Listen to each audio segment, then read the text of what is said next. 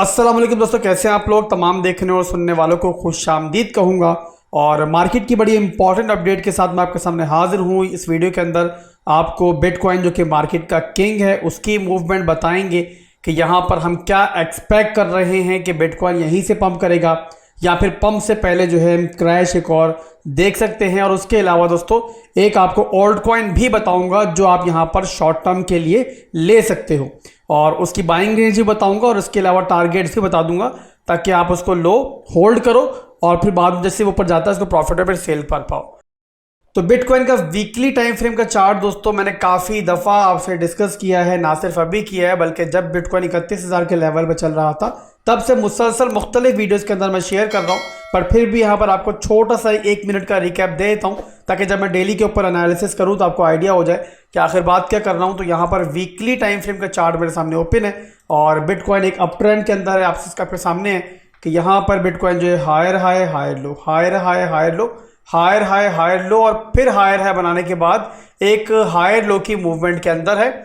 और फिलहाल भी हम लोग अपने जो प्रीवियस हायर लो का एरिया है उसके ऊपर ट्रेड कर रहे हैं, यानी कि वीकली के अंदर जो है हमारा स्ट्रक्चर जो है वो इस टाइम भी पॉजिटिव है और वो ब्रेक नहीं हुआ है। इसके अलावा दोस्तों यहाँ पर हमारे पास एक ऑर्डर ब्लॉक का बेहतरीन एरिया भी है और इस टाइम बिटकॉइन उसी के अंदर ट्रेड कर रहा है। साथ ही साथ दोस्तों हमारी जो वीकली कैंडल क्लोजिंग हुई थी ना वो भी इस रेंज से ऊपर हुई थी। अगर हमारी वीकली कैंडल क्लोजिंग जो है इस रेंज से नीचे हो जाती है यानी कि इस लाइन से नीचे हो जाती है तो फिर जाहिर सी बात है मार्केट के मामला तो मजीद खराब होंगे।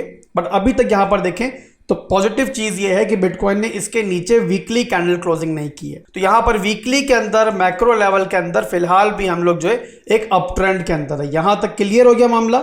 और अब इसके बाद चलते हैं हम लोग डेली टाइम फ्रेम के अंदर ताकि फर्दर ये देख सकें कि हम यहाँ पर आने वाले दिनों के अंदर किस टाइप की मूवमेंट जो है वो मार्केट में एक्सपेक्ट कर सकते हैं। तो ना सिर्फ कि दोस्तों वीकली के अंदर साथ ही साथ डेली के अंदर भी ये डिमांड जोन बड़ा इंपॉर्टेंट है। यहाँ पर आप देखो तो ना सिर्फ कि ऑर्डर ब्लॉक मौजूद है, साथ ही साथ दोस्तों इस रेंज के अंदर काफ़ी अच्छी सपोर्ट जो है प्रीवियसली बिटकॉइन को मिली थी और इसी रेंज से बिटकॉइन ने फिर प्रॉपर एक जबरदस्त पंप किया था। अगर बिटकॉइन इस तरीके से नीचे आता है ना तो ये आपने याद रखना है कि प्रीवियस जो लो है ना हमारा जो क्रैश के अंदर बना था 25,100 का एरिया, ये एक्सपेक्टेशन है कि ये स्वैप हो सकता है। यानी कि इस तरीके से बिटकॉइन नीचे आके इस एरिया को स्वैप करके अगर दोबारा ऊपर क्लोजिंग ले लेता है तो फिर ये एक पॉजिटिव इंडिकेशन होगी और यहाँ से फिर आप शॉर्ट टर्म के लिए एक लॉन्ग की कॉल भी ले सकते हो। बट यहाँ पर एक और चीज के लिए भी आप लोगों ने जहनी तौर पर तैयार रहना है कि यहाँ पर जिस टाइप की सिचुएशन चल रही है ना मार्केट में, यहाँ पर एक मैनिपुलेशन भी मुमकिन है। किस टाइप की मैनिपुलेशन मैं आपको उसके बारे में भी दिखा देता हूँ और उसके लिए वीकली टाइम फ्रेम पे लेकर चलता हूं मैं आपको। वीकली टाइम फ्रेम के ऊपर दोस्तों फर्स्ट टाइम जब हमारा डाउन ट्रेंड टूटा था ना रिसेंट रैली के अंदर तो वो एरिया था हमारा लगभग 21,000 का एरिया। बिटकॉइन मुसलसल डाउन ट्रेंड के अंदर था, आपको याद होगा लोअर लो लोअर हाई लोअर लो लोअर हाई बनाता हुआ नीचे आ रहा था और मार्केट स्ट्रक्चर ब्रेक हुआ था हमारा 21,000 की रेंज में। इस रेंज में इसी रेंज के बाद जो है मार्केट अप ट्रेंड में आई थी और लोग भी इसी रेंज के टूटने के बाद बहुत बुलिश हो गए थे। और यहाँ पर जो हमारा हाई लगा था वो लगा था 23,800 तक। बिटकॉइन ने इस तरीके से हाई बनाया, दोबारा हाई लो की तरफ गया, फिर हाई बनाया और जो अगला हाई बनाया दोस्तों वो बनाया इसने प्रीवियस हाई से थोड़ा सा ही ऊपर, यानी कि हमारा प्रीवियस हाई बना था 23,800 पे, तो जो हमारा नया हाई बना वो बना हमारा तकरीबन 24,200 का एरिया। और उसके बाद दोबारा से बिटकॉइन डंप हुआ। डंप होने के बाद दोस्तों आप सबको पता है कि प्रीवियस जो हमारा हायर लो का एरिया होता है ना, ये वाला जो इस तरीके से ये हमारा पंप हो रहा है, देखो तो बिटकॉइन हाई बना रहा है, फिर लो बनाया, फिर हायर हाई बनाया। जब अगर दोबारा डंप करेगा बिटकॉइन तो हमारा प्रीवियस जो हायर लो का एरिया ना वो नहीं टूटना चाहिए। अब यहां पर आप देखो दोस्तों तो बिटकॉइन जब दोबारा नीचे आया था ना तो नीचे आने के बाद उसने क्लोजिंग तो वाकई ही में ऊपर ले ली दोबारा से, यानी कि जो हमारा प्रीवियस हायर लो का एरिया था उसके ऊपर ली, जिसकी वजह से हमारा ट्रेंड जो है वो कंटिन्यू हो गया, इंटैक्ट रहा।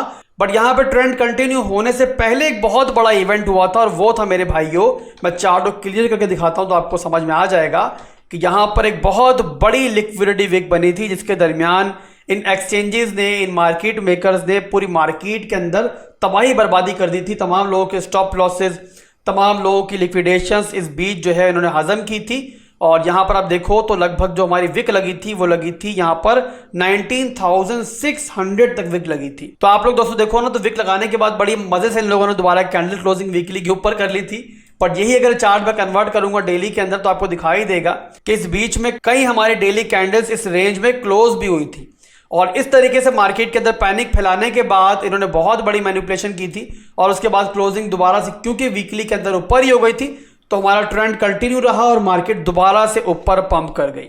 अब ये प्रीवियस सिनेरियो मैं आपको क्यों दिखा रहा हूं मेरे भाइयों, इसका एक रीजन है। मैं दोबारा आपको वीकली टाइम फ्रेम के अंदर लेके चलता हूं और जो रिसेंट क्रैश आया है उसको दिखाता हूं तो आपको आइडिया होगा और समझ में आ जाएगी कि मैंने आपको प्रीवियस सिनेरियो पूरा क्यों दिखाया। तो ये मैं वीकली टाइम फ्रेम के अंदर दोबारा आ चुका हूं और जो रिसेंट हमारी कैंडल्स बन रही है ना उनको दिखाता हूं आपको। तो ये मैं दोबारा आ गया हूं ऊपर। अब यहां पर आप देखो तो बिटकॉइन ने यहां पर पंप किया, हमारा एक हायर है बनाया, फिर एक हायर लो बना, हमारा कहां बना, ये बना हमारा 25,850 के एरिया में। कैंडल क्लोजिंग की बात हो रही है, ठीक है, विक को हम लोग नहीं गिन रहे हैं। तो यहां पर जो हमारी कैंडल क्लोजिंग हुई वो हुई 25,800 के लगभग। दोबारा मार्केट पंप हुई और जो हमारा नया हायर है बनाना वो हमारा बना थोड़ा सा ही ऊपर। यहां पर मैं ट्रेंड लाइन लूंगा तो आपको दिखाई दे जाएगा कि हमारा जो है ना एक हायर हाई तो बना था पर थोड़ा सा ही फर्क था और उस थोड़े से फर्क से हमें जो है हमारा एक नया हाई मिल गया था।